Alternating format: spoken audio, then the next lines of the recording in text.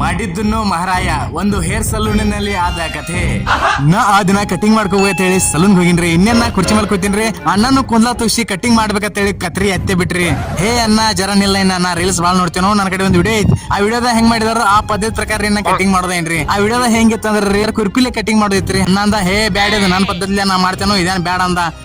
ಇಲ್ಲ ನಂದು ಜರ ತಿಂಡಿ ಬಾಡ್ರಿ, ನಾನು ಸ್ವಲ್ಪ ಹಠ ಮಾಡ್ರಿ. ಹಿಂಗ ಮಾಡೋದಂದ್ರೆ ಹಿಂಗ ಮಾಡ್ಬೇಕೇನ್ರಿ. ಅಣ್ಣನು ತಿಟ್ಕಾರ್ಸಿ ನಿತ್ರಾಟ್ ಕೆಲ್ದ ಯಾರಾಗವತ್ತು ಹೂನಾದ್ ಬಿಟ್ರಿ. ಆಯ್ತ್ರಲ್ಲ ಅಣ್ಣ ಏನ್ ಶಸ್ತ್ರ ಎತ್ತಿದ ಕುರ್ಪಿ ಎತ್ತಿದ್ರಿ, ಬೋಸಾಕ್ ಸ್ಟಾರ್ಟ್ ಮಾಡಿದ್ರಿ. ಅವ ನಜರ್ ಹಟ್ಟಿ ದುರ್ಘಟನಾ ಗಟ್ಟಿ ಐತ್ರಿ. ಮುಂದೆ ಏನಾಯ್ತ ಅನ್ನೋದ ನೀವ ನೋಡ್ರಿ.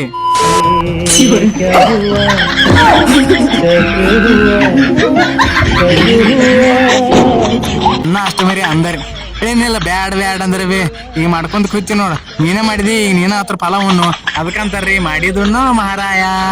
ಈ ಕಥೆಯಿಂದ ನಮ್ಗೆ ಏನ್ ತಿಳಿದು ಬರ್ತಿದೆ ಅಂದ್ರೆ ರೀ, ಎಲ್ಲಾರ್ಗು ನಾವ್ ಹೆಚ್ಚಿನ ಜ್ಞಾನ ಹೇಳ್ಕೋಬೋದಿಲ್ರಿ. ಅವ್ರ ಜ್ಞಾನ ಪ್ರಕಾರ ತಮ್ಮ ಪಾಡಿಗೆ ತಮ್ಮ ಕೆಲಸವನ್ನ ಅವ್ರು ಮಾಡ್ತಿರ್ತಾರ್ರಿ.